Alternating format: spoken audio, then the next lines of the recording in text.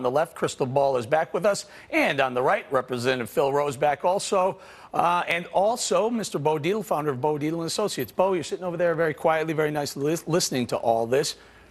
What do you think? You know what were we talking about? 19,000 jobs this month? 18,000. You know, we don't have to go too far back to 1993 to 1995. 350,000 new jobs we were having at that time. You know what? They're sitting in Washington. Obama's sitting in Washington. He knows he has all the numbers with the Democrats as far as getting reelected. But how long do we have to wait until Washington realizes this is serious? People who are Democrats out there can't make this an issue about a Democrat or a Republican. It has to be an issue. He's there 4 years. What has he done? And all we're doing is going into the toilet bowl, and he's got to take charge. What has he done? The numbers are horrible. I mean, forget the unemployment number. Let's talk about price of food and gas is going up. Home prices off the deep end. Foreclosures expanding.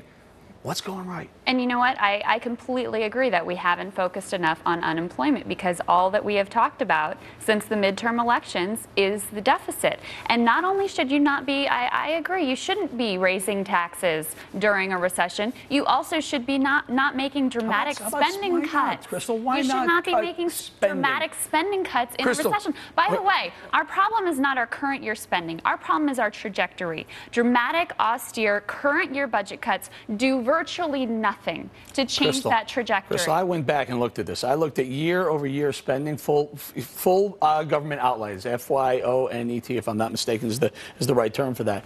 They are dramatically increasing over President Obama. $3.6 trillion over the last 2 years. You look back just a handful of years, under $1 trillion. Under $1 trillion. And I'm not saying that spending is lower under the president. The president spent money to try to bring the economy back to life, and it worked to a certain extent. By the way, going back to the point, you're talking about tax decreases. We've tried tax decreases too. Again, and they worked. Ronald Reagan showed you how those could work. Hold on, Congressman. I would just simply look, when we cut capital gains taxes back in 2003 to 2007, we had the largest increase of revenue to the federal government in its history. The problem with it is we spend too much money, and every family in the world knows if they live on $50,000 a year and they only make $29,000, they can't continue to borrow $21,000 a year on their credit card. Sooner or later, you go over a cliff. And what did we get from the Bush tax cuts? From the Bush tax cuts, we got the worst job market, the most anemic job growth in decades. You want to know something? These numbers, Crystal, really honestly, these are people that are looking for work. These numbers are extremely much higher. If they ever have a tracking that, we would get knocked off our seats. Also, these Afghanistan, Iraqi guys coming back, it's up near almost 14% unemployed. Look, hold on, I'm with you. Follow me, I agree. It should be our number one priority. Why can't we take? It should be. You want $1 trillion? You want $1 trillion overnight? About deficit you want $1 trillion? Wait. You want rather than focusing on the immediate crisis that you are absolutely positively right is unemployment. And both parties misread the mandate in November. The mandate was to get people back to work, and they haven't done anything. What have Republicans in Congress done since they've been in power? You want $1 trillion tomorrow? With all due respect, Congressman. You don't want to know something? You want $1 trillion tomorrow? Let's repatriate these corporations. There's $1 trillion there. Let them come back. Let them pay taxes. You know Congressman, what do you Sounds think about familiar. that? I like that idea about Congressman. I kind of like that too.